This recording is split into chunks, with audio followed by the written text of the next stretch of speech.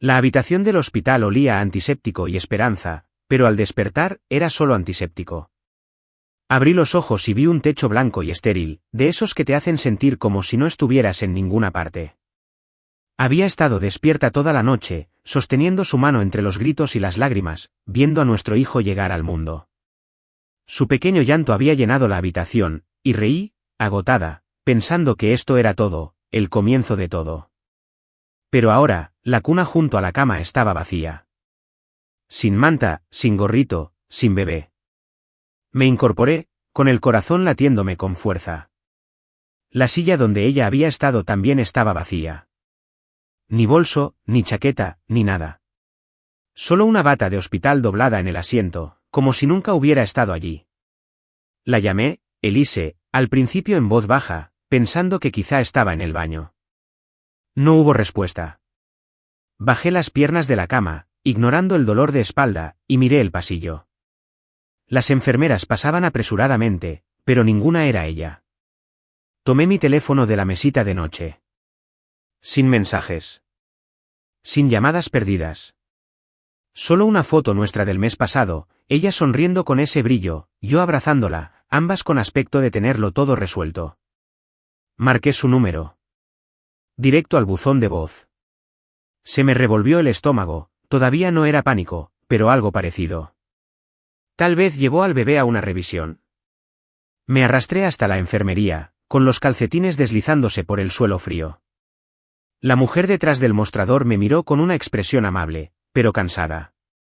Pregunté por mi esposa y mi hijo. Sus dedos tecleaban y luego frunció el ceño. Se había marchado hacía unas horas, dijo, como si nada. Dijo que se sentía bien y se llevó al bebé a casa. ¿A casa? No habíamos hablado de irnos. Había estado aquí mismo, durmiendo la noche más larga de mi vida. El viaje de vuelta a casa fue un viaje borroso. No dejaba de mirar el asiento vacío del coche en la parte de atrás, el que habíamos elegido juntos en la tienda, discutiendo sobre los colores como si fuera la decisión más importante de nuestra vida. La casa estaba en silencio cuando llegué. Demasiado silencio. La puerta de la habitación estaba abierta, la cuna intacta, el osito de peluche que había comprado seguía en el estante. Volví a llamarla, esta vez más fuerte, mi voz resonando en las paredes. Nada. Revisé cada habitación, cada armario, incluso el garaje, como si tal vez se estuviera escondiendo en algún lugar, gastándome una broma cruel. Pero la verdad se estaba asentando, pesada y fría. Se había ido. Nuestro hijo se había ido. Sin notas, sin mensajes, sin explicaciones. Solo yo, de pie en una casa que ya no sentía como mía. Esa tarde llamé a la policía. El agente que pasó fue amable pero escéptico, tomando notas mientras intentaba explicarle que mi esposa no se iría sin más. A veces las madres primerizas se sienten abrumadas, dijo, como si eso tuviera sentido.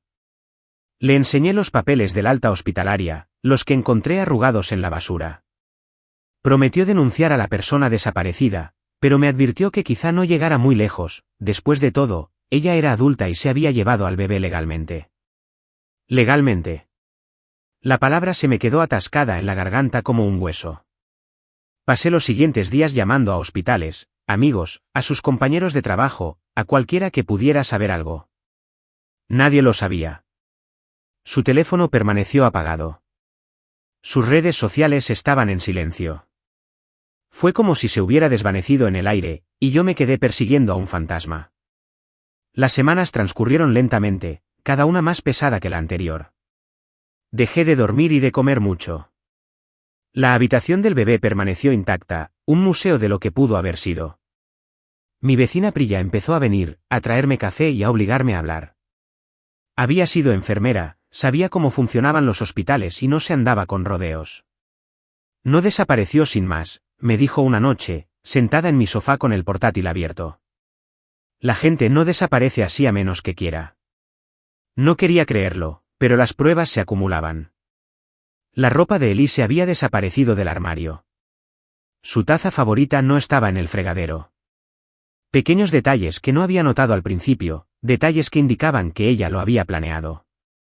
Entonces llegó la carta. Estaba en un sobre blanco impecable, de esos que usan los abogados para que las malas noticias parezcan profesionales. Lo abrí en la mesa de la cocina con las manos temblorosas. Era de una abogada, una tal Janelle Carver, que representaba a Elise. Las palabras se confundían: manutención infantil, ayuda financiera inmediata, custodia exclusiva. Mi esposa, que se había marchado sin decir palabra, ahora pedía dinero. Para nuestro hijo, a quien no había visto desde el hospital. La leí 3 veces, esperando a que le encontrara sentido. No lo encontró. Llamé a Priya y llegó en 10 minutos, leyendo la carta por encima de mi hombro. «Qué atrevida», dijo con voz aguda. «Te deja, se lleva a tu hijo, ¿y ahora esto?». No sabía qué decir. La ira estaba ahí, sí, pero se escondía tras algo más profundo, quizá traición, o simplemente confusión. Al día siguiente me encontré con un tipo llamado Silas. Priya lo conocía y decía que se le daban bien los asuntos legales, aunque no fuera precisamente abogado. Tenía barba y una forma de hablar que me despejaba la mente. «Lo primero», dijo, inclinándose sobre una mesa, «es que no pagas ni un centavo hasta que sepas dónde está tu hijo». Me dijo que lo reuniera todo, extractos bancarios, mensajes de texto, cualquier cosa que pudiera revelar lo que había estado haciendo. No sabía por dónde empezar, pero asentí de todos modos. Esa noche, me senté en la habitación del bebé, mirando la cuna vacía. Aún podía oír su llanto de aquella primera noche, tan pequeño, pero tan vivo. No sabía dónde estaba, no sabía si estaba a salvo. Pero una cosa sabía, no iba a dejarla ganar. No así. Tomé mi laptop y empecé a investigar, sacando correos viejos, revisando cuentas que habíamos compartido. No era mucho, pero era un comienzo. El hospital, la carta, el silencio, todo empezaba a parecer un rompecabezas, e iba a resolverlo pieza por pieza, sin importar cuánto tiempo me llevara. El juzgado olía a madera vieja y desesperada, el tipo de lugar donde los sueños se aplastan bajo el papeleo. Me senté en un banco duro fuera de la sala, con la corbata demasiado apretada y las palmas de las manos sudorosas contra la carpeta en mi regazo. Habían pasado semanas desde que llegó la carta, semanas desde que supe que Alisa estaba viva y exigía dinero como si no me hubiera destrozado el mundo. No la había visto desde el hospital, no había oído su voz, ni siquiera había sacado una foto de nuestro hijo. Y ahora estaba aquí, citada al juzgado de familia, esperando que siguiera su juego. El pasillo estaba frío, las luces fluorescentes zumbaban en el techo, haciendo que todo pareciera una pesadilla. La gente pasaba arrastrando los pies, abogados con maletines, parejas susurrando, un tipo con traje barato secándose los ojos. Mantuve la cabeza gacha, intentando concentrarme en el sonido de mi propia respiración, cualquier cosa para evitar que la ira se desbordara. Priya me había traído hasta aquí, sobre todo porque no confiaba en que pudiera controlarme solo. Estaba esperando en el estacionamiento, probablemente revisando su teléfono, lista para interrogarme en cuanto saliera. «No dejes que se te suba a la cabeza», me había dicho antes de entrar. «Es más fácil decirlo que hacerlo». La carpeta que tenía en las manos contenía todo lo que había logrado reunir: extractos bancarios, los papeles del alta hospitalaria, una copia del informe de personas desaparecidas. No era mucho, pero Silas me había dicho que lo trajera de todos modos. «A los jueces les gusta el papel», había dicho ayer tomando un café, «no importa si es débil, demuestra que no estás ahí sentado». No estaba seguro de creerle, pero no tenía nada más a que aferrarme. El alguacil me llamó y sentí un vuelco en el estómago. Me puse de pie, me alisé la chaqueta y entré en la sala. Era más pequeño de lo que esperaba, más parecido a una sala de reuniones que a las escenas dramáticas que se ven en la televisión. El estrado del juez se alzaba al frente, vacío por ahora. Unas cuantas personas estaban sentadas dispersas en los bancos, un secretario escribiendo a máquina, un par de abogados con aspecto aburrido, y entonces, allí estaba ella. ¿Elise? Estaba sentada en una mesa a la izquierda, con el pelo recogido y el rostro sereno, como si esperara una cita con el dentista. No me miró, ni siquiera una vez. Llevaba un blazer oscuro, de esos que se compran para parecer serios, y tenía las manos pulcramente cruzadas. Junto a ella había una mujer con un traje elegante, su abogada, supuse. Susurraban, con las cabezas juntas, como si compartieran un secreto. Sentí una opresión en el pecho, pero me obligué a caminar a la otra mesa, donde estaría sentada sola. Todavía no tenía abogado. Silas había dicho que no lo necesitaba para esta audiencia, solo para escuchar y no perder la calma. Entró el juez, un hombre canoso con una cara que parecía no haber sonreído en años. Su placa decía Juez Ryland Kerr. Todos se pusieron de pie, luego se sentaron, y la sala quedó en silencio, salvo por el leve zumbido del aire acondicionado. El secretario leyó el número de un caso, y entonces el abogado de Elise se puso de pie. Se presentó como Janelle Carver, con una voz suave y ensayada, como si lo hubiera hecho 1000 veces. Empezó a hablar de Elise, llamándola una madre devota, que no había tenido otra opción tras un posparto difícil. Me quedé mirando la mesa, con la mandíbula tan apretada que me dolía. ¿Un posparto difícil? Salió del hospital sin decir palabra, se llevó a nuestro hijo y desapareció. Pero la abogada insistió, pintando la imagen de una madre con dificultades que no podía trabajar y que necesitaba apoyo para brindarle un hogar estable al bebé. Dijo que yo no me había involucrado, que no había estado a la altura. Cada palabra era un puñetazo, pero no me moví, no reaccioné. Silas me había advertido sobre esto, que hablaran, que creyeran que estaban ganando. Luego vinieron los números. Janelle Carver le entregó un documento al juez, con una lista de lo que Elise quería: manutención infantil, con inicio inmediato, más los salarios atrasados de los meses desde que se fue. La cantidad me mareaba, más de lo que podía permitirme, más de lo que cualquiera podría esperar de alguien que acababa de perderlo todo. Dijo que Elise no tenía recursos para trabajar debido a la tensión emocional y física. Quise reír, pero se me hizo un nudo en la garganta. ¿Sin recursos para trabajar? No sabía dónde había estado ni qué había estado haciendo, pero una cosa sí sabía. Ella no era la víctima.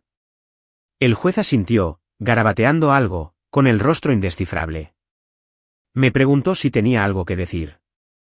Me puse de pie, con las piernas temblorosas, y carraspeé. Su señoría, dije, con la voz más baja de lo que pretendía. No he visto a mi hijo desde que nació. Se fue sin decirme nada. Ni siquiera sé dónde están. No era gran cosa, pero era la verdad. El juez me miró un buen rato y luego se volvió hacia el abogado. Programaremos una cita de seguimiento, dijo, y eso fue todo. La sesión se levantó.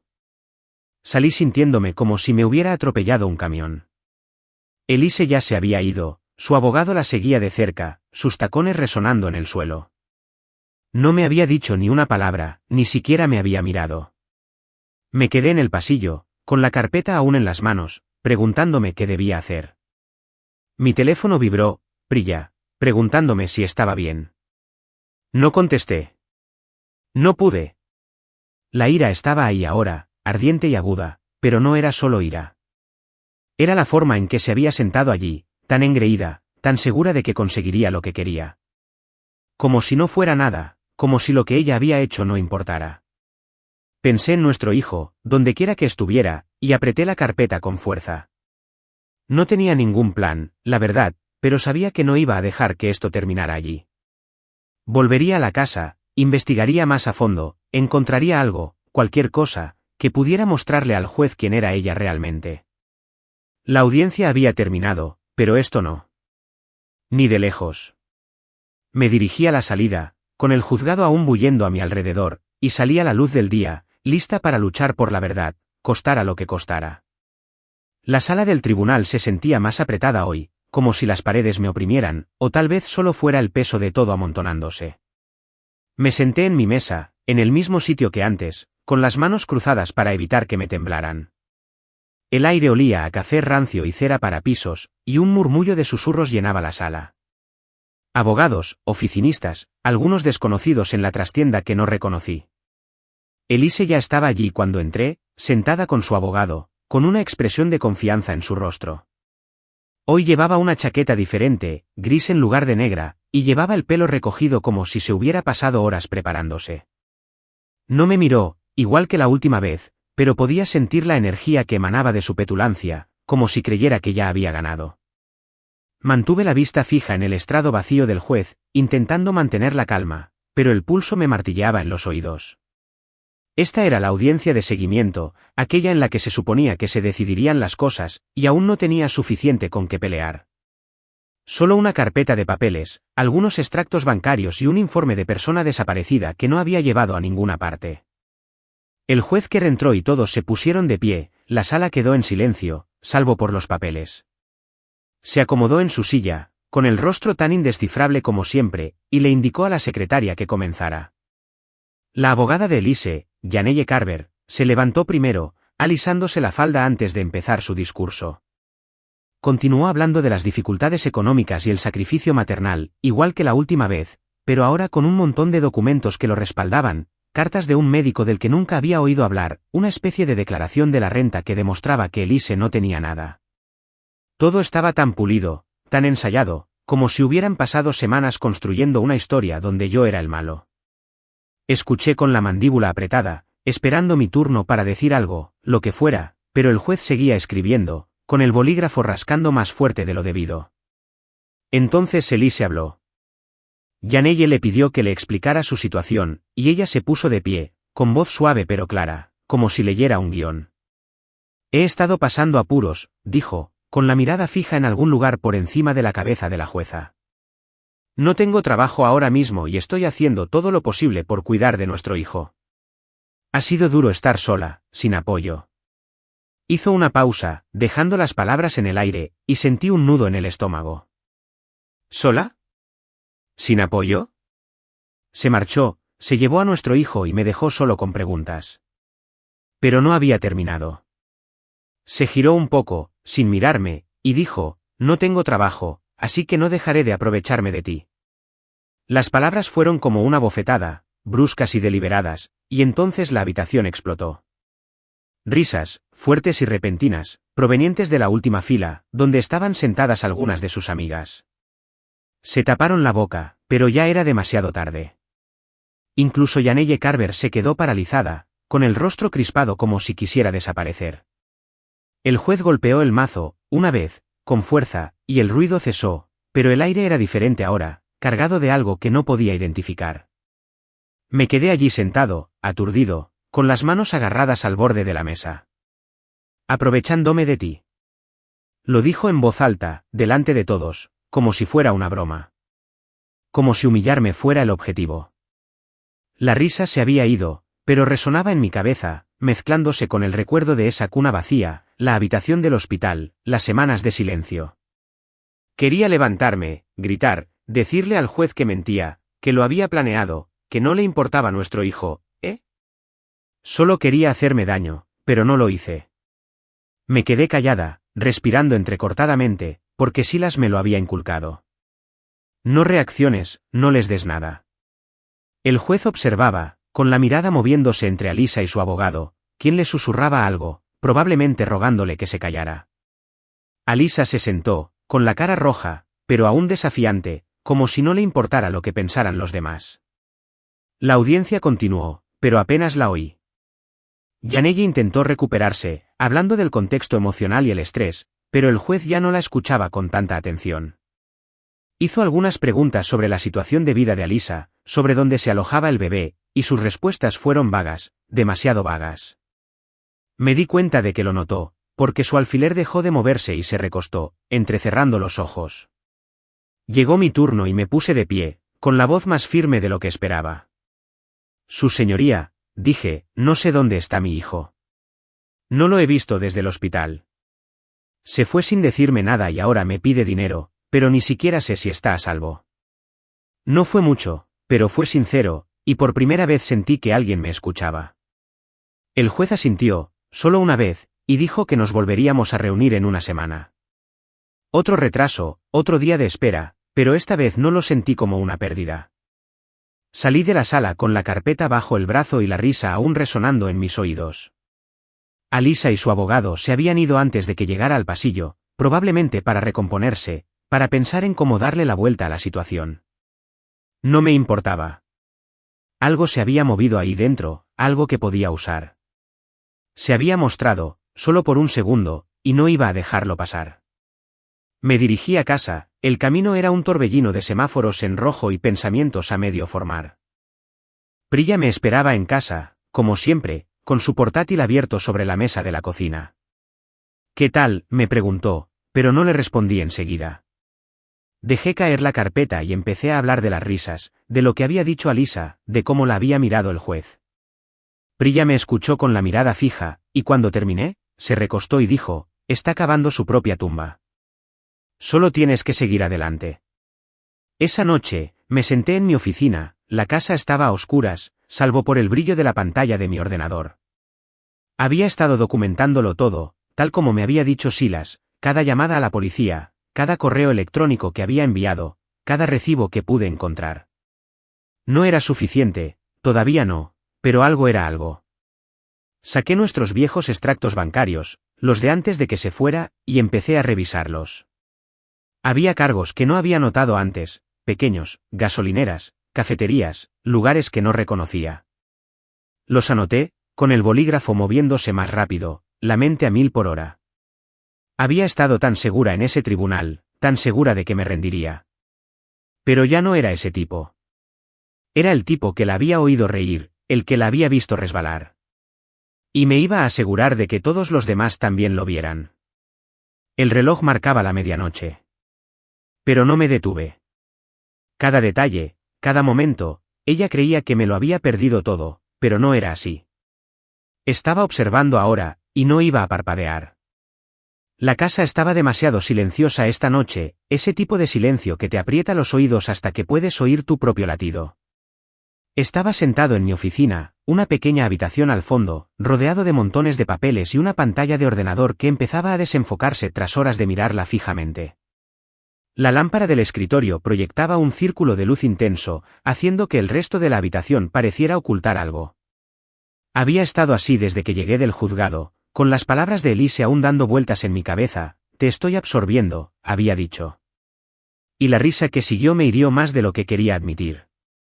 Pero no estaba allí para compadecerme. Estaba allí para encontrar respuestas, para reconstruir lo que había estado haciendo todos estos meses, porque una cosa estaba clara: no se había ido por capricho. Lo había planeado, y yo iba a demostrárselo. Priya apareció sobre las 7, entrando sola con la llave de repuesto que le había dado semanas atrás. Dejó una bolsa de comida para llevar en la encimera de la cocina y vino directa a la oficina, con sus zapatillas chirriando sobre el suelo de madera. «Parece que no has dormido en un año», dijo, apoyándose en el marco de la puerta. No discutí. Tenía los ojos llorosos, me dolían los hombros y la taza de café a mi lado estaba fría. No esperó la invitación, simplemente acercó una silla y empezó a hojear los papeles que había extendido, extractos bancarios, formularios del hospital, incluso una multa de aparcamiento que encontré en la guantera de su viejo coche. «¿Qué buscamos?», preguntó con voz cortante, como si estuviera a punto de pelear con alguien. Le hablé del juicio, de la petulancia de Elise, de cómo se había reído como si todo esto fuera un juego. Priya apretó la mandíbula, pero no dijo nada, solo asintió y cogió un resaltador.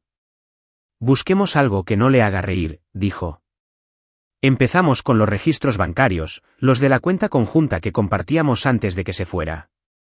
No los había mirado con atención en aquel entonces, el dinero era lo suyo, siempre lo había sido.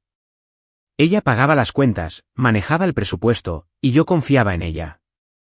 Una tontería, quizá, pero no lo había pensado 2 veces hasta entonces. Priya era mejor en esto que yo, sus años como enfermera la hacían muy buena para detectar patrones. Señaló una serie de retiros, pequeños, que empezaron 3 meses antes de que naciera el bebé.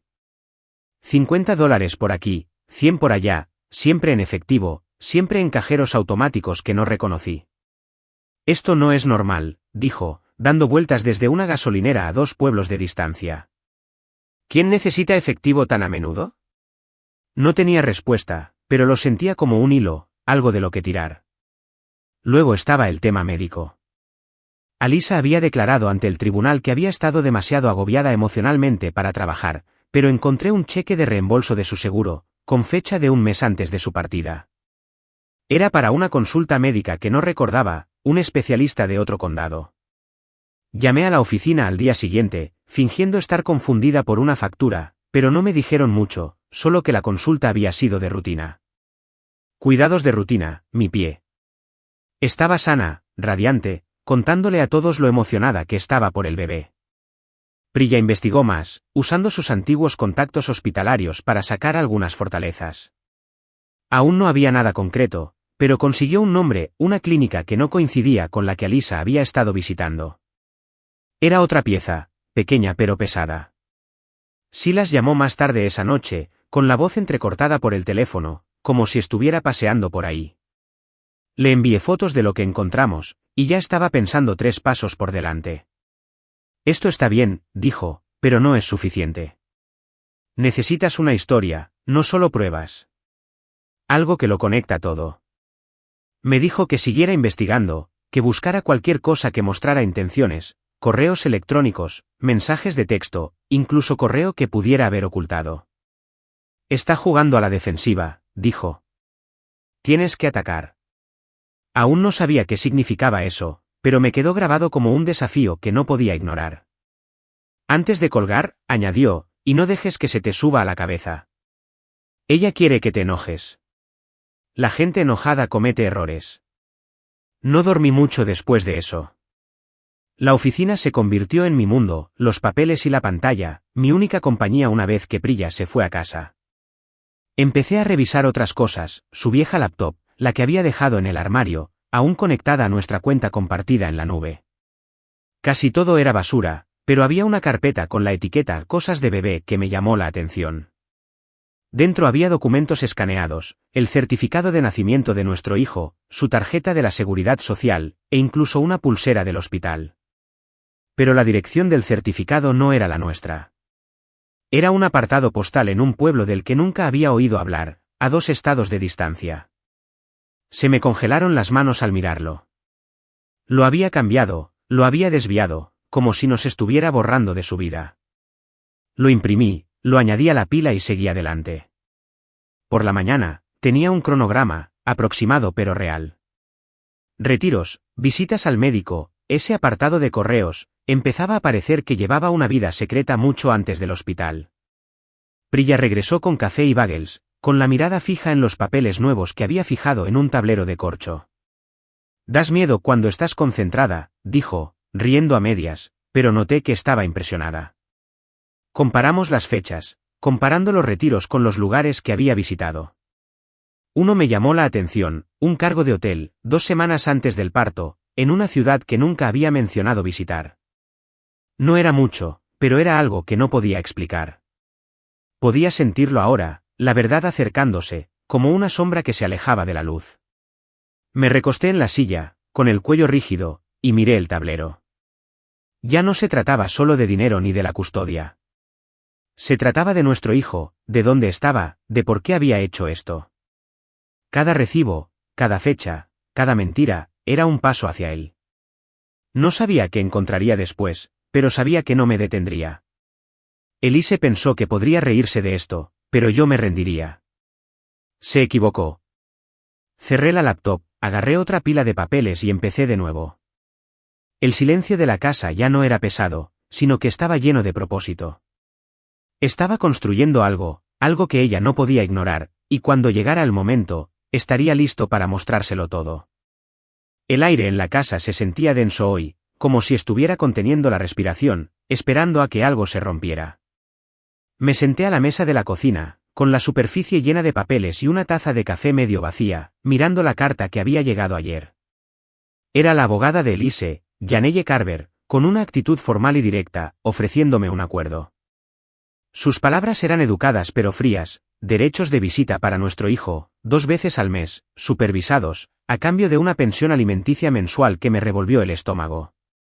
Incluso habían incluido frases como trauma emocional y disparidad económica para justificarlo, como si yo fuera quien se había marchado. No había dormido mucho desde que llegó, simplemente lo leía una y otra vez, buscando una trampa.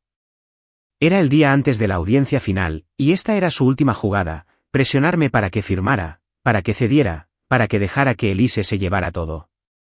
Pero no firmaba. Todavía no. Nunca, si podía evitarlo. Priya había estado allí antes, paseando por la cocina mientras le leía la carta. Tienen miedo, dijo con voz firme y convencida. Si tuvieran esto bajo llave, no te ofrecerían nada. Probablemente tenía razón, pero eso no facilitó la decisión. Me parecía bien tener 2 días al mes de visita con mi hijo, una oportunidad de ver su rostro, de saber que estaba bien. Pero también significaba aceptar sus condiciones, dejarla controlar la historia, dejarla ganar. No podía quitarme el recuerdo de ella en el juzgado, riéndose, llamándome sanguijuela, como si todo esto fuera un juego para ella. Cada vez que pensaba en firmar, veía esa cuna vacía en el hospital, sentía ese silencio al llegar a casa y encontrarme con nada. No le iba a dar lo que quería, no sin luchar. Silas me llamó alrededor del mediodía, con voz tranquila pero urgente, como si supiera que estaba indeciso. No firmes nada, dijo antes de que pudiera explicarle. Quieren encerrarte antes de que demuestres lo que tienes. Lo que tengo. Ese era el problema. Pasé semanas investigando extractos bancarios, ese apartado de correos, el cargo del hotel, las visitas médicas falsas, pero no fue suficiente para demostrar nada importante. Todavía no, a Silas no le importó. Tienes más de lo que crees, dijo. A los jueces no les gustan las sorpresas, y estás a punto de sorprenderlos muchísimo. Me dijo que llevara todo a la audiencia, hasta el último detalle, cada nota, y que mantuviera la boca cerrada hasta el momento oportuno. No eres de los que se rinden, dijo, y colgó antes de que pudiera discutir. Me levanté, con la silla raspando el suelo, y entré en mi oficina. El tablero de corcho en la pared era un revoltijo de papeles y notas adhesivas, mi cronología de las movidas de Elise estaba clavada como un mapa de la escena de un crimen. Había añadido más desde la noche anterior, un recibo de un restaurante cerca de ese hotel, una captura de pantalla de un correo electrónico que le había enviado a alguien sobre nuevos planes un mes antes de irse. No era una prueba irrefutable, pero algo era. Saqué una carpeta del escritorio cuando aún no se la había enseñado a Priya ni a Silas. Dentro había una sola página, una copia de un formulario que encontré en su vieja laptop, escondido en una carpeta que probablemente pensó que nunca revisaría. Era una solicitud de una nueva dirección postal, fechada la semana anterior al nacimiento de nuestro hijo. No el apartado postal, que era aparte. Era una dirección real, una casa en otro estado, con su apellido de soltera. Aún no sabía qué significaba, pero parecía un secreto que no quería que descubriera. Guardé la carpeta en mi bolso, el que llevaría al juzgado mañana. Ya pesaba, llena de todo lo que había recopilado, pero esa página me parecía más pesada que las demás. Aún podía oír la voz de Silas, no te defiendas, ataca. Tenía razón.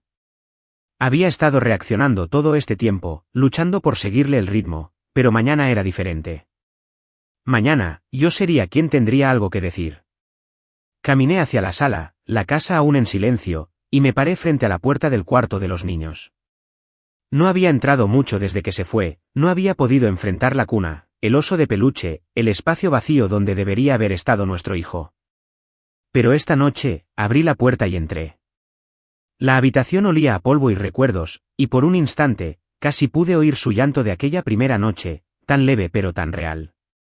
Toqué la cuna, rozando la madera con los dedos, e hice una promesa, no a él, ni a mí misma, sino a la verdad. Iba a traerlo a casa. El resto del día fue un borrón. Planché mi camisa, lustraba mis zapatos y repasé mis notas una última vez. Priya me envió un mensaje preguntándome si necesitaba que viniera conmigo mañana, pero le dije que no. Era algo que tenía que hacer solo. No discutió, solo me respondió con un pulgar arriba y un, tú puedes. No estaba tan seguro, pero quería creerle. Al anochecer, estaba de vuelta en la mesa de la cocina, con la carta del acuerdo aún allí, burlándose de mí. La recogí, la volví a leer, la doblé y la dejé a un lado. No era por el dinero, en realidad. Era porque Elise creía que podía borrarme, que podía llevarse a mi hijo y dejarme solo con una factura. Se equivocó. Me acosté temprano, o lo intenté. El techo me devolvía la mirada, y mi mente no dejaba de darle vueltas al mañana, que diría, cómo se vería el juez, si Elise volvería a reír. Pensé en esa carpeta en mi bolso, en la dirección que había encontrado, en todas las piezas que había estado coleccionando. No fueron suficientes para ganar, no por sí solos, pero sí para empezar algo, para hacerla sudar. Cerré los ojos, imaginando la cara de mi hijo, como su pequeña mano se había enroscado alrededor de mi dedo en el hospital. Por eso estaba haciendo esto. No por venganza, ni por orgullo, sino por él. Mañana, entraría en ese tribunal y no sería el tipo que se despertó con la cuna vacía. Sería el tipo que luchó, el que se aferró a la verdad cuando todo lo demás se perdió. El reloj marcaba la medianoche, y finalmente me quedé dormida, con mi bolso junto a la puerta, mi promesa aún encendida, lista para la mañana en que todo cambiaría. La sala olía igual, a madera vieja, aire viciado, un toque de colonia agria, pero hoy se sentía diferente, como si el aire fuera más denso, esperando a que algo se rompiera. Me senté a la mesa, con las manos firmes sobre la carpeta que tenía delante, la que había guardado la noche anterior con todos los papeles que creía que podrían importar. Mi corbata estaba recta, mi camisa planchada, pero por dentro, mi corazón latía tan fuerte que pensé que el alguacil podría oírlo. Elise ya estaba allí, sentada con Janelle Carver en su mesa, con el rostro sereno, casi aburrido, como si estuviera segura de que era solo una formalidad. No me había mirado ni una sola vez, ni siquiera cuando entré y tomé asiento. Su abogado hojeaba papeles, susurrando algo, y vi fugazmente a Elise asintiendo, con una leve sonrisa en los labios. Esa sonrisa era la misma de la última audiencia, la que apareció justo antes de que se riera y me llamara sanguijuela. Me puso los pelos de punta, pero mantuve la vista fija en el estrado del juez, esperando el momento que se me había estado avecinando. El juez Kerr entró, con su toga ondeando al acomodarse en su silla, y la sala quedó en silencio. Parecía cansado, sus ojos recorrieron la sala como si ya hubiera terminado con nosotros. El secretario leyó el número de caso y Janelle se puso de pie primero, con la voz tan serena como siempre. Empezó con la misma historia, la pobre Elise, una madre con dificultades, abandonada por un padre indiferente que se negaba a ayudarla. Insistió en mi desapego emocional, dijo que no había hecho ningún esfuerzo por encontrar a mi hijo, que no estaba dispuesta a apoyarlo. Era mentira, cada palabra, pero lo vendió como si fuera la verdad, presentando documentos al juez para demostrarlo. Extractos bancarios que supuestamente demostraban que me sobraba dinero, una carta de algún terapeuta que decía que Elise estaba muy estresada. Escuché con la mandíbula apretada, los dedos apretando la carpeta. Era buena, se lo concedía, pero no sabía lo que tenía. Todavía no. El juez asintió, garabateando algo, y luego miró a Elise. ¿Algo más que añadir?, preguntó. Se puso de pie, con las manos entrelazadas, y empezó a hablar suavemente, ensayado, como si hubiera practicado frente a un espejo. Solo quiero lo mejor para nuestro hijo, dijo, con la voz apenas quebrada para sonar sincera. He estado sola, tratando de llegar a fin de mes, y él no me ha ayudado en absoluto. Necesito apoyo para darle una buena vida a nuestro bebé. Fue casi perfecto. La jueza escuchaba, la secretaria escribía, y por un instante, entendí por qué creía que había ganado. Se sentó, su abogado le dio una palmadita en el brazo, y la sala se sintió más pequeña, como si las paredes se cerraran. Me tocaba el turno, y podía sentir su peso, pesado pero no aplastante. Ya no. El juez Kerr se volvió hacia mí, con la insignia aún en la mano.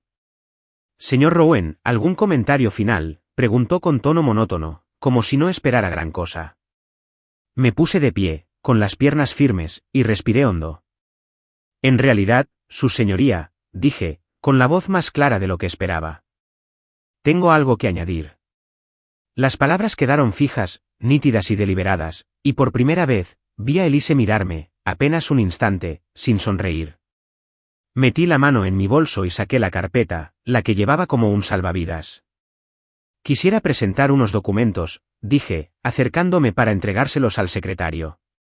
El juez arqueó una ceja, pero asintió, y el secretario le pasó la carpeta. Me quedé de pie, con las manos a los costados, observándolo mientras la abría y empezaba a hojear. La habitación estaba en silencio, tan silenciosa que podía oír cómo pasaban las páginas. Había pasado semanas organizando esa carpeta. Transferencias bancarias de nuestra cuenta conjunta a una que no reconocía, que empezaron meses antes de que ella se fuera, recibos de un hotel del que nunca me había hablado. Esa dirección de apartado postal en el certificado de nacimiento de nuestro hijo, archivada sin mi conocimiento. Había más, marcas de tiempo de la cámara de una gasolinera cerca del hotel, que mostraban su coche la semana anterior a su desaparición. Una declaración jurada de una mujer que trabajaba en una guardería, que decía haber visto a Elise dejar a nuestro hijo en casa de su prima una semana después del hospital y luego irse de la ciudad durante días. La encontré a través de los contactos de Priya, una posibilidad remota que dio resultado.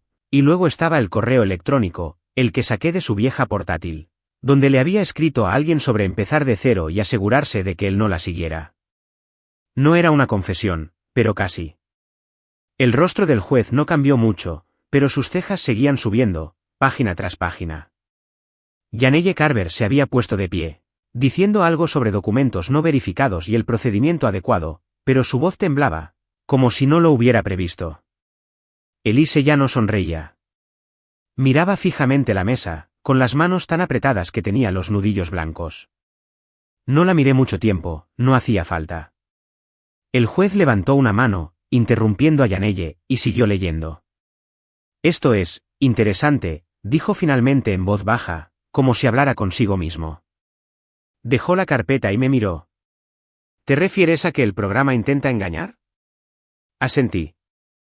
Sí, su señoría. No se fue sin más. Lo planeó y ha estado mintiendo sobre dónde está nuestro hijo. Era la verdad, pura y simplemente. Y decirlo en voz alta fue como soltar algo que llevaba cargando demasiado tiempo. El juez se recostó, mirando la mesa de Elise. Abogada, le dijo a Yanelle. ¿Tiene alguna respuesta para esto? Tartamudeó, pidiendo tiempo para revisar, diciendo que los documentos necesitaban verificación, pero el juez no la aceptó. Ha tenido semanas para presentar su caso, dijo. Lo tomaré en cuenta. Nos reuniremos mañana. Golpeó el mazo y, sin más, se acabó. Me quedé allí, con las piernas repentinamente pesadas, mientras la sala empezaba a vaciarse. Elise le susurraba a su abogado, pálida, pero no me quedé a mirar. Tomé mi bolso y salí, con la carpeta aún en poder del juez, las manos vacías, pero el pecho más ligero que en meses. El pasillo estaba iluminado, la luz del sol se filtraba por una ventana, y por primera vez, sentí que había hecho algo real. No lo suficiente para ganar, todavía no, pero sí lo suficiente para que me escucharan. Aún podía oír la voz de Silas en mi cabeza, atacar. Lo había hecho. Y mañana lo haría de nuevo, lo que fuera necesario para recuperar a mi hijo. El pasillo del juzgado se sentía más frío hoy, como si el frío se hubiera instalado en las paredes durante la noche. Me quedé fuera de la sala, con las manos en los bolsillos, intentando controlar los nervios. Ayer había sido un día importante, entregar esa carpeta, ver cómo cambiaba el rostro de Elise, ver al juez escuchar, pero no había terminado. La audiencia iba a continuar donde la habíamos dejado, y sentía como la tensión crecía, como una tormenta a punto de estallar. Mi bolso estaba más ligero ahora, solo un bloc de notas y algunas copias de lo que ya le había dado al juez, pero no importaba. Lo que empecé ayer ya estaba ahí, y no había vuelta atrás. No quería. Por primera vez en meses, no solo reaccionaba, sino que seguía adelante, y me sentía bien, aunque me diera un susto de muerte. El alguacil nos llamó y tomé asiento, la misma silla dura en la misma mesa de trabajo. Elise estaba allí, luciendo algo más pequeña, con la mirada fija en sus manos. Hoy no sonreía, ni susurraba con su abogado. Yanelle Carver estaba sentada a su lado, hojeando una carpeta, con el rostro tenso como si hubiera estado despierta toda la noche. La última fila estaba más vacía, esta vez, ningún amigo se reía. Entró el juez y todos nos pusimos de pie, la sala se sumió en ese silencio denso que precede a algo importante. El juez Kerr no perdió el tiempo. Abrió mi expediente, que aún estaba en su estrado desde ayer, y empezó a hablar. Tenemos acusaciones graves, dijo con voz pausada y pausada. Hay documentos que sugieren premeditación y posible tergiversación de las circunstancias. Me gustaría escuchar a ambas partes. Yanelle fue la primera en levantarse y salió con todo, pero ya no fue como antes. Su voz era aguda, casi desesperada, diciendo que mis documentos carecían de fundamento y se habían presentado sin contexto. Calificó las transferencias bancarias como rutinarias, el apartado postal, un error administrativo, la declaración jurada de la guardería, rumores. Pero el juez no asentía como en la última audiencia. La observaba, con el bolígrafo en la mano, y cuando ella intentó volver al tema de las dificultades de Elise, la interrumpió. Ya hablaremos de eso, dijo. Me interesan más estas discrepancias. Discrepancias. La palabra cayó como una piedra, y vi a Elise revolviéndose en su asiento, retorciéndose las manos. Mantuve la cara quieta, pero por dentro, contenía la respiración. Luego la situación empeoró. El juez pidió un receso de solo 10 minutos, y cuando volvimos, había alguien nuevo en la sala. Una mujer con traje sencillo, de pie junto al escritorio del secretario. El juez la presentó como Eva Reinhardt, de los Servicios de Protección Infantil. Se me revolvió el estómago, sin saber si era bueno o malo. Pero Silas me había advertido que la CPS podría intervenir si la cosa se complicaba. Eva dio un paso al frente, con una carpeta delgada en la mano, y empezó a hablar. Dijo que habían hecho una investigación preliminar basándose en mi declaración jurada sobre la trabajadora de la guardería. Lo que dijo a continuación fue como un puñetazo. Nuestro hijo no había estado con Elise desde la segunda semana después de que saliera del hospital. Se había estado quedando con el primo de Elise, en una casa a 2 horas de distancia, en circunstancias poco claras. La prima le había dicho a CPS que creía que Elise se estaba tomando un descanso y que volvería pronto. Un descanso. Me quedé mirando la mesa, apretando los puños, intentando procesarlo. Mi hijo, mi niño, se fue con otra persona mientras Elise se hacía la víctima en el juzgado. El juez le preguntó a Eva si Elise había estado en contacto con su prima recientemente. No, según nuestros registros, dijo. La última llamada fue hace más de un mes. La habitación parecía inclinarse. Miré a Elise y estaba paralizada, pálida, con los ojos abiertos como si hubiera caído en una trampa que no vio venir. Janelle intentó intervenir, diciendo que era información nueva y que necesitaban tiempo para responder, pero el juez no lo aceptó. Ya has tenido tiempo, dijo, con la voz más dura. Se volvió hacia mí y me preguntó si tenía algo que añadir. Me quedé de pie, con la garganta seca, y dije, solo quiero saber dónde está mi hijo, señoría. No sabía nada de esto hasta ahora. Era la verdad, y salió con más cautela de la que pretendía, pero me pareció suficiente. Entonces Silas me envió un mensaje.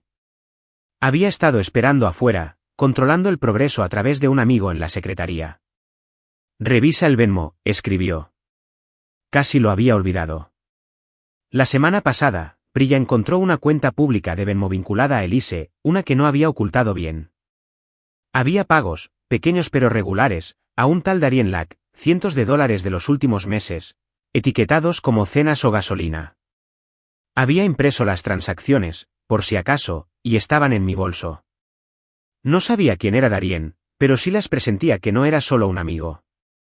Saqué la impresión y pedí acercarme, con las manos firmes.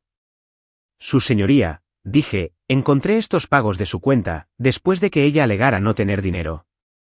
Creo que son relevantes. El juez tomó el papel, examinándolo con la mirada, y vi que Janelle palidecía. Elise no se movió, no respiró, como si esperara que el suelo se la tragara. El juez dejó el papel y miró la mesa de Elise. Abogado, dijo, esto empieza a parecer un patrón. Voy a necesitar algunas respuestas. Janelle tartamudeó, pidiendo un aplazamiento, pero el juez negó con la cabeza. Aún no hemos terminado, dijo, y pidió otro receso, este más largo. Quería que la fiscalía verificara el informe de Eva para mañana. Salí, con la cabeza dando vueltas, el pasillo más iluminado de lo que debería. Silas me esperaba junto a las máquinas expendedoras, con la barba más desaliñada de lo habitual y una sonrisa en el rostro. Lo lograste, dijo, dándome una palmada en el hombro. La dejaste en evidencia. No tenía ganas de celebrar. Mi hijo estaba con un primo que no conocía, y Elise había estado mintiendo sobre todo, dónde estaba, qué hacía, con quién estaba. No conocía a Darien Lack, pero empezaba a pensar que él era la razón por la que se había ido, la razón por la que se había llevado a mi hijo y había intentado desangrarme. Conduje sola a casa, con la radio apagada y la mente a 1000 por hora. La casa estaba en silencio cuando llegué, pero ya no se sentía vacía. Fui a mi oficina, saqué mi portátil y empecé a buscar a Darien Lack. Redes sociales, registros públicos, todo lo que pude encontrar. No encontré mucho, solo una foto borrosa en la página de un amigo, un tipo con una sonrisa burlona, demasiado cerca de Elise en lo que parecía un bar. No era una prueba, pero era algo, y ya no permitía que sus secretos quedaran enterrados. Mañana, el juez escucharía más, y yo estaría allí, lista para presionar con más fuerza, lista para traer a mi hijo a casa, donde pertenecía. La sala estaba más silenciosa de lo habitual, como si todos supieran que algo grave se avecinaba. Me senté a la mesa, con las manos sobre un bloc de notas, y mi bolso estaba vacío ahora que el juez tenía todos mis documentos. Ayer había sido un desastre, Eva de la CPS, esos pagos de Venmo, la cara de Elise al darse cuenta de que su historia se estaba desmoronando. No había dormido mucho, solo estaba en la cama pensando en mi hijo, atrapado con un primo que no conocía, mientras Elise jugaba con sus juegos. Hoy fue una sesión de emergencia, convocada anoche después de que la CPS solicitara una revisión inmediata de la custodia. La palabra, emergencia, me daba vueltas en la cabeza, entre esperanza y temor, pero estaba allí, lista para llegar hasta el final, significara lo que significara. La sala se llenó poco a poco, había menos gente al fondo, ni rastro de los amigos de Elise. Ya estaba en su mesa cuando entré, cabizbaja, con su abogado hojeando papeles como si buscara un milagro. Janelle Carver parecía cansada, con el traje un poco arrugado, como si hubiera estado despierta hasta tan tarde como yo. Elise no hablaba, no se movía, solo miraba la mesa como si pudiera salvarla. No la miré mucho tiempo, mi atención estaba puesta en el estrado del juez, en lo que sucedería cuando entrara. Aún podía oír la voz de Silas de anoche, por teléfono, tranquila, pero no te rindas, la tienes contra las cuerdas. No estaba segura de creerle, pero quería creerlo, por mi hijo, tenía que hacerlo. El juez Kerr entró, con el rostro más serio que antes, y todos nos quedamos de pie, expectantes. No se molestó en formalidades, simplemente asintió al secretario y dijo, comencemos. Eva Reinhardt había regresado, de pie cerca del frente con un expediente más grueso esta vez. El juez la llamó y ella empezó a hablar con voz firme pero grave. Dijo que la fiscalía había visitado la casa de su prima ayer. Mi hijo estaba allí, a salvo, pero la situación no era la correcta. La prima, una mujer llamada Tara, no tenía documentación legal ni permiso para quedárselo a largo plazo. Le dijo a CPS que creía que Elise estaba averiguando qué hacer y que volvería tarde o temprano. Tarde o temprano. La palabra me quemaba en el pecho. Mi hijo, abandonado como equipaje, mientras Elise estaba aquí, mintiendo sobre ser una madre devota. Eva siguió adelante. Tara les había mostrado mensajes de texto de Elise, prometiendo recoger a nuestro hijo pronto, pero el último tenía semanas. No había visitas al médico, ni registros de la guardería, nada que demostrara que Elise hubiera estado involucrada desde que lo dejó. El bolígrafo del juez se detuvo y entrecerró los ojos mientras Eva le entregaba un informe. Nos preocupa la idoneidad de los padres, dijo, y sentí que la sala se movía, como si el suelo se moviera bajo los pies de Elise. Janelle se levantó de un salto, en voz alta, diciendo que esto era prematuro e injusto, exigiendo una oportunidad para responder. Pero el juez levantó la mano y la silenció. Ya llegará tu turno, dijo, y se volvió hacia Eva. ¿Cuál es el estado actual del niño? Eva dijo que seguía con Tara por ahora, pero que CPS recomendaba una colocación temporal con un familiar que pudiera brindarle estabilidad, es decir, yo, si estaba dispuesta. Dispuesta. La palabra casi me hizo reír. Había estado dispuesta desde el día en que nació, desde el momento en que vi su carita en el hospital. Me puse de pie cuando el juez me preguntó si tenía algo que decir, con la voz firme a pesar del asentimiento en mi garganta. Su señoría, dije, no sabía dónde estaba mi hijo hasta ayer. He estado intentando encontrarlo desde que ella se fue. Estoy lista para llevármelo a casa, para darle lo que necesita. No fue un discurso, solo la verdad, pero me pareció que había dado en el clavo. El juez asintió, garabateando algo, y luego miró la mesa de Elise. Consejero, dijo. Janelle intentó cambiar de tema, diciendo que Elise había estado bajo mucho estrés y que había hecho arreglos para el cuidado de nuestro hijo. Pero el juez no se lo creyó. Empezó a hacer preguntas difíciles. ¿Dónde vivía Elise? ¿Por qué no se había comunicado con CPS? ¿Qué hay de los pagos de Venmo a Darien Lack? Janelle titubeó, diciendo que los pagos eran personales y no relevantes. Pero el juez se inclinó hacia adelante con voz cortante. Son relevantes si ella declara pobreza mientras envía dinero a otro lugar, dijo. Elise levantó la cabeza de golpe, con los ojos abiertos, y por primera vez, parecía asustada, muy asustada. No sentí pena por ella. No podía, no después de todo. El juez volvió a hojear mi carpeta, la que le había dado ayer. Sacó el formulario del apartado postal, el que estaba vinculado al certificado de nacimiento de nuestro hijo, y lo levantó. Dijo que se había presentado sin el conocimiento del padre. ¿Puedes explicarlo? Yanelle intentó decir que fue un error, pero el juez insistió, señalando las transferencias bancarias, los recibos del hotel, el correo electrónico sobre empezar de cero. Esto sugiere un plan, dijo, y no uno que priorice a la niña. La sala estaba en un silencio sepulcral, cada palabra era como un martillazo. A Elise le temblaban las manos, y la carpeta de Yanelle seguía cerrada. No le quedaba nada que hacer. Entonces llegó el gran momento. El juez dijo que suspendía la solicitud de custodia de Elise, con efecto inmediato, a la espera de una investigación completa de la CPS. Ordenó una auditoría de sus finanzas y una revisión de todos los documentos que había presentado, alegando que existían serias dudas sobre su legitimidad. Mi corazón latía con fuerza, pero mantuve la cara quieta, con las manos apoyadas en la mesa.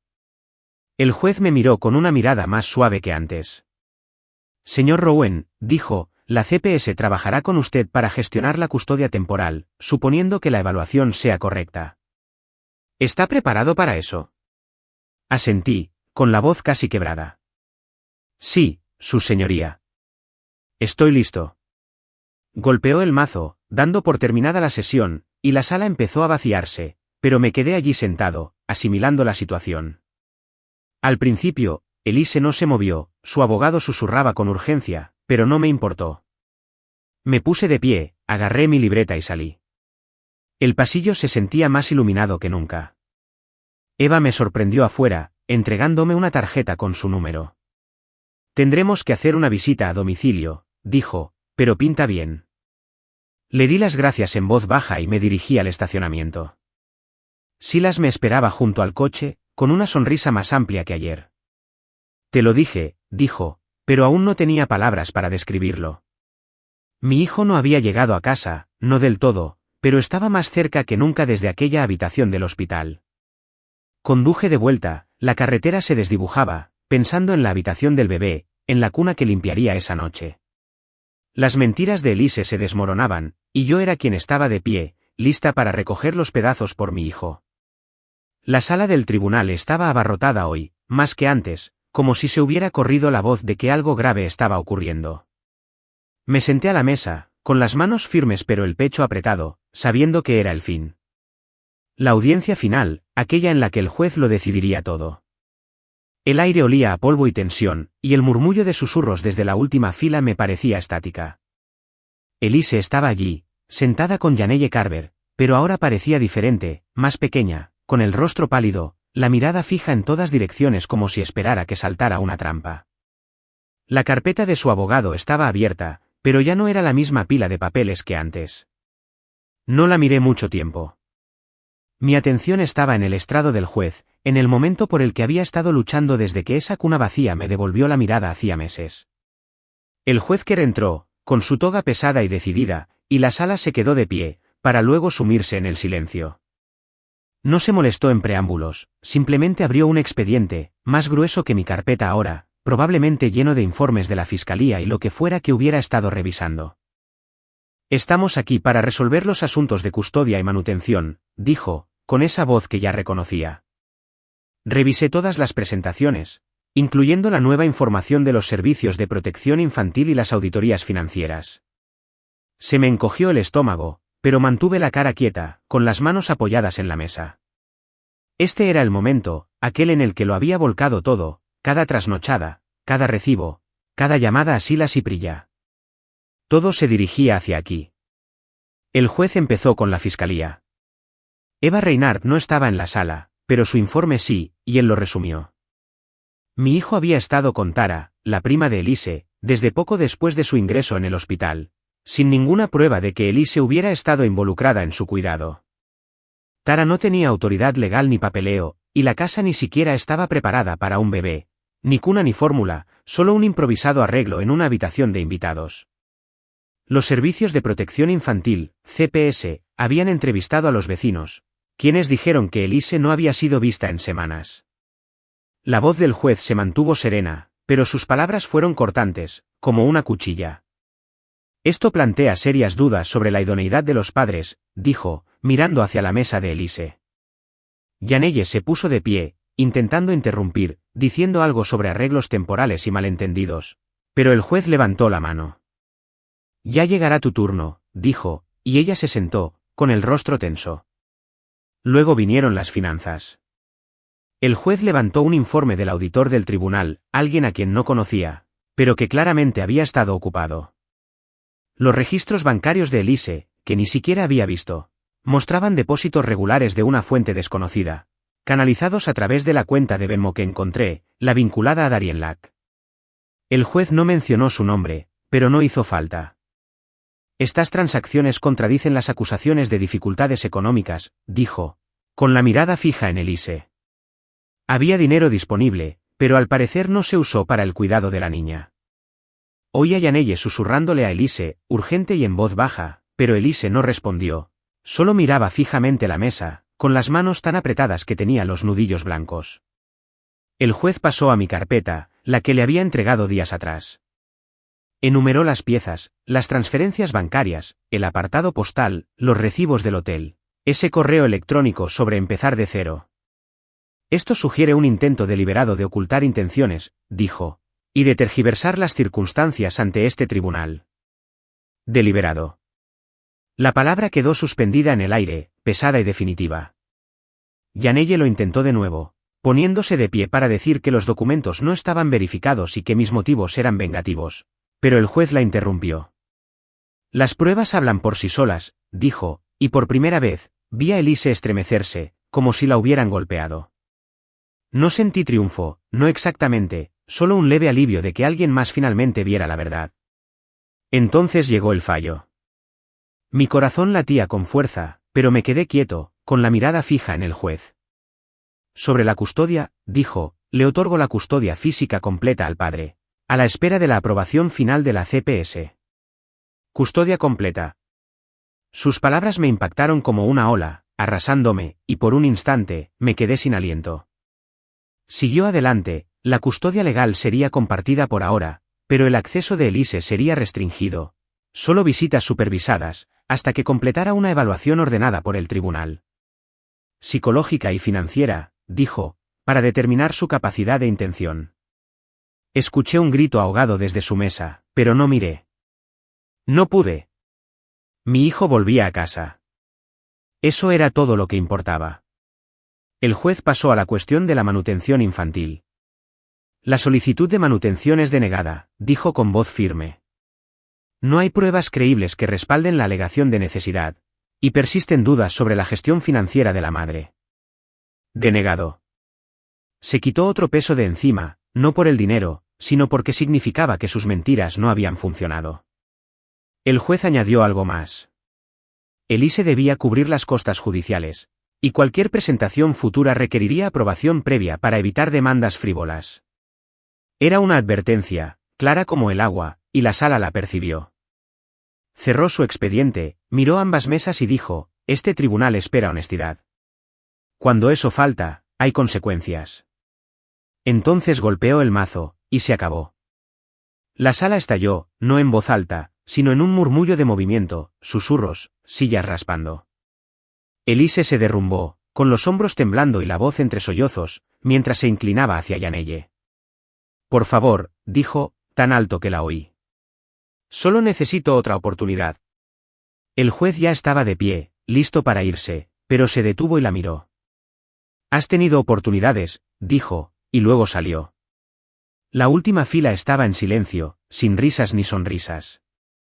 Me quedé un momento en mi asiento, asimilando la realidad. Custodia total. Mi hijo, volviendo a casa. No me regodeé ni sonreí. Simplemente tomé mi libreta, me puse de pie y caminé hacia la secretaria para recoger los documentos, órdenes temporales, instrucciones de la CPS y un horario para la visita domiciliaria. Ya era real, no solo una esperanza. Salí al pasillo, la luz del sol penetraba con fuerza por las ventanas.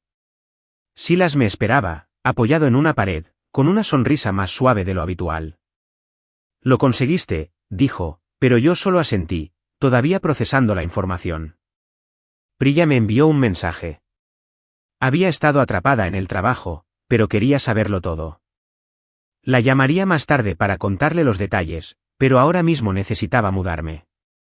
Conduje a casa, con los papeles en el asiento del copiloto y las manos firmes en el volante. La casa estaba tranquila cuando llegué, pero ya no se sentía vacía. Fui a la habitación del bebé, abrí la puerta y me quedé allí, imaginándolo, su cuna, sus manitas, la vida que tendríamos. Las lágrimas de Elise no importaban, sus mentiras no importaban. Lo que importaba era él, y ahora era mío, legalmente, por fin. Cerré la puerta, lista para limpiar, para preparar, para hacer de esta casa un hogar de nuevo. La luz de la mañana se filtraba por la ventana de la cocina, suave y cálida, tiñendo la encimera de tonos dorados que no había notado en meses. Me quedé frente a la estufa, volteando panqueques, con el olor a mantequilla y masa impregnando el aire. El apartamento era nuevo, más pequeño que la casa anterior, pero se sentía como en casa, limpio, espacioso, mío. En la habitación de al lado, mi hijo dormía, su respiración, diminuta y constante, se oía a través del monitor de bebé en la encimera. Ya lo había revisado 2 veces, solo para asegurarme de que estuviera allí, con su pequeño pecho subiendo y bajando en la cuna que había preparado la noche anterior. Era su primera mañana aquí, su primer día de verdad en casa, y yo iba despacio, asimilando cada instante. El mundo exterior podía esperar. Ahora mismo, solo éramos nosotros, y eso era suficiente. El fallo judicial de ayer aún resonaba en mi cabeza, custodia total, manutención denegada, las mentiras de Elise expuestas a la vista de todos. No me había permitido celebrar entonces, la verdad. Había tenido demasiado que hacer, firmar papeles, reunirme con Eva de CPS, preparar el apartamento para la visita a domicilio. Pero ahora, con el tranquilo murmullo de la mañana a mi alrededor, podía sentir un alivio profundo y pesado, como un nudo que finalmente se deshace. Ya no era el tipo que se despertaba en una habitación de hospital vacía, ya no era el tipo que se quedaba en una guardería silenciosa preguntándose dónde estaba su hijo. Yo era padre, el padre de mi hijo, y él estaba allí, a salvo, donde pertenecía. Los panqueques chisporroteaban y los serví en un plato, no porque tuviera hambre, sino porque me parecía normal, como algo que haría un padre. La mudanza a este lugar había sido rápida. Tras la decisión del juez, me di cuenta de que la vieja casa ya no era mi hogar, había demasiados fantasmas, demasiados recuerdos de la traición de Elise. Había encontrado este apartamento hacía una semana, 2 habitaciones, grandes ventanales y un parque cerca. No era lujoso, pero nos bastaba, suficiente para empezar de cero. Pasé la noche anterior desempacando, montando la cuna y colgando un móvil con estrellitas que giraban al tocarlo. Priya vino a ayudarme, trayendo una bolsa con ropa de bebé y una botella de vino que no abrimos. «Vas a estar bien», me dijo con voz suave pero segura, y la creí. Silas también me había enviado un mensaje rápido, de orgulloso de ti, que me impactó más de lo esperado. Ambos habían estado ahí, en cada paso, pero esta parte, las mañanas tranquilas, las cosas del día a día, ahora me tocaba a mí. Apagué la estufa y miré el monitor. Todavía dormía. Le puse Caleb en el hospital, antes de que todo se desmoronara. Elise no discutió, solo asintió como si no importara. Ahora, pronunciar su nombre en mi cabeza fue como reclamarlo de nuevo. ¿Qué? ¿Mi hijo? Caminé hasta su habitación, abrí la puerta con cuidado y me quedé allí, observándolo. Era tan pequeño, con las manos apretadas en puños, su rostro tan sereno que me dolía el pecho. Me había perdido tanto, sus primeras semanas, sus primeros sonidos, pero ahora estaba aquí y no me iría a ninguna parte. Cerré la puerta con suavidad y volví a la cocina. Los panqueques estaban fríos, pero esperaban, como la promesa de más mañanas como esta. El silencio ya no era pesado. Solía serlo, allá en la vieja casa, cuando cada crujido me recordaba lo que había perdido. Ahora todo estaba tranquilo, lleno de posibilidades. Me senté a la mesa, una pequeña que había comprado de segunda mano, y saqué mi teléfono. Había mensajes, Priya me preguntaba cómo había ido la primera noche. Mi jefe me preguntaba si necesitaba más tiempo libre. Me había tomado unos días adaptarme, pero el trabajo me esperaba y estaba lista para retomarlo. No porque tuviera que hacerlo, sino porque quería construir algo estable para Caleb, algo con lo que pudiera contar. Escribí respuestas rápidas y colgué el teléfono, dejando que el silencio me envolviera de nuevo. Pensé en Elise, solo por un segundo. No en la versión del tribunal, llena de lágrimas y excusas, sino en la mujer con la que me había casado, la que se reía de mis chistes malos y organizaba una guardería conmigo. Esa persona se había ido, tal vez nunca existió, y ya no la extrañaba. El juez había ordenado evaluaciones, financieras y psicológicas, antes siquiera de que pudiera pensar en volver a ver a Caleb. Una parte de mí se preguntaba si lo intentaría, si lucharía por volver a su vida, pero no lo dejé pasar. Ella había tomado sus decisiones, la lechería y la cerradura, las mentiras, el apartado postal, todo, y yo había tomado las mías. La mía estaba aquí, en este apartamento, con una niña que me necesitaba más que ella misma.